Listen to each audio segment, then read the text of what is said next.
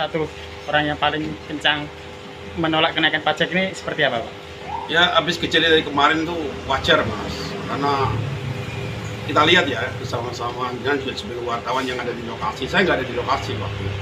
Saya lagi di Polsek Margorejo. Tapi saya lihat memang gara-gara kejadian kemarin ini isu ini semakin, kalau gas itu gasnya sudah nggak pakai LPG lagi, Mas. Gasnya tuh pakai itu loh, minyaknya pesawat itu cuas gitu. Tapi apapun itu, saya hanya mengingatkan teman-teman jangan sampai dibelokkan. Tujuan utama kita adalah PBB. Gimana caranya PBB ini turun, ya kan? Nah, kembali lagi, Mas, saya itu sangat yakin Pak Bupati Sudewo itu sebelum jadi bupati juga jadi masyarakat, ya kan? Pastilah ada sisi perasaan masyarakat yang pasti masih ada yang melekat walaupun itu kecil. Mudah-mudahan dari kejadian kemarin Pak Sudewo itu bisa introspeksi diri. Yo, lileh lah bahasanya, Pak, lileh ya. Mudah-mudahan lileh bisa mau menurunkan pajak PBB itu berapapun, yang penting ada tulus dulu. Turunkan sistemnya seperti apa, sebenarnya masyarakat itu yang penting tidak memberatkan. Nah, masalah narasi-narasi itu saya sudah mencium jauh-jauh hari, Mas. Makanya saya tuh menginfokan teman-teman, ngasih tahu teman, jangan mau dibelokkan.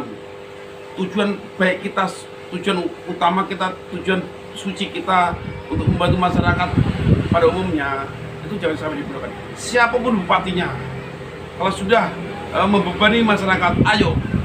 Makanya rakyat bersatu tidak untuk memerangi bupati, tidak. Memerangi kebijakannya yang merugikan. Kalau kebijakannya tidak merugikan, ngapain kita memerangi? Ini yang mungkin harus saya lengno gitu. Saya lengno konco-konco. Mudah-mudahan ini semua pihak harus ya dingin lah ya. Jangan keras tambah keras. Keras sama keras. Harus ada yang ngadem no. Oke, Mas. Jadi saya tidak sepakat ada narasi-narasi tambahan. Intinya adalah kalau pajak PBB itu sudah turun, jangan ada narasi-narasi yang baru atau tambahan ya, atau yang lain. Begitu, Mas. Keinginan untuk diturunkannya Bupati Sudewo itu cukup masuk akal apa enggak, Pak? Kenapa? Diturunkannya Bupati Sudewo itu nanti cukup masuk akal apa enggak? Bukan masalah masuk akal atau tidak, Mas, tapi awal perjuangan kita itu PBB, Mas. Saya tidak mau ini ditumpangi oleh oknum yang tidak kita inginkan bersama ya.